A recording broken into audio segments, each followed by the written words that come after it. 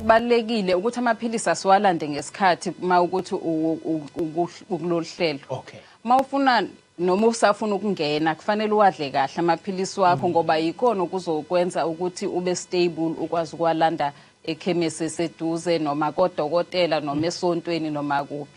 Mawusuwatholile ke futhi waphuza kahle uhlale futhi walanda ngesikhathi noma ke vele ngohlelo lune advantage ukuthi liyakukhumbuza ngoba ngithi khona ogogo 2 days before uyolanda bayakusendela umqhafazo bethi hamba uyolanda amaphilisi wakho endaweni ewukuthi ukwazi uya futhi mawukuthi ubona ukuthi awutholanga umqhafazo kuneyinamba kunekhadi olinikwa elincane kuneyinamba oyishayayo lapha uvela uthi hi awulitholile ikhadi mosuqalile nje iba sekhadini kuba nenombolo ka WhatsApp kube nenamba ka please call me uyakwazi nokuthumela khona lapho kube ne toll free number. Abanye bethu abadingi ukuye eclinic bayohlala nje balanda amaphilisi bhalisa emtholampilo wangakini bazokutshela ukuthi ama sites ethu amiphi ungalanda khona noma uma ubhalisa bakutshela ukuthi singakulethela.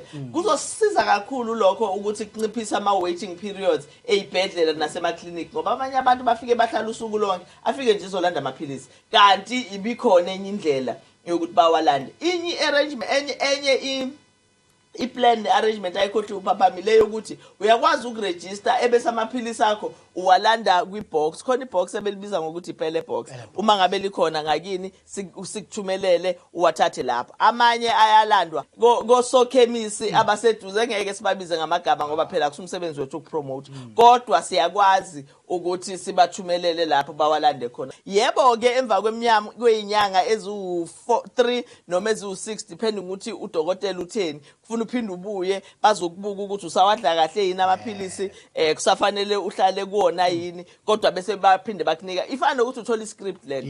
Uyabona nje laba abanama medical aid bayazi ukuthi uyakwazi ukuthola iscript usilande over the counter ifana nalokho ukuthi nje thina sine indlela ezihlukahlukene nezingafani ncamashina lezi zabantu be private sector. Absolutely.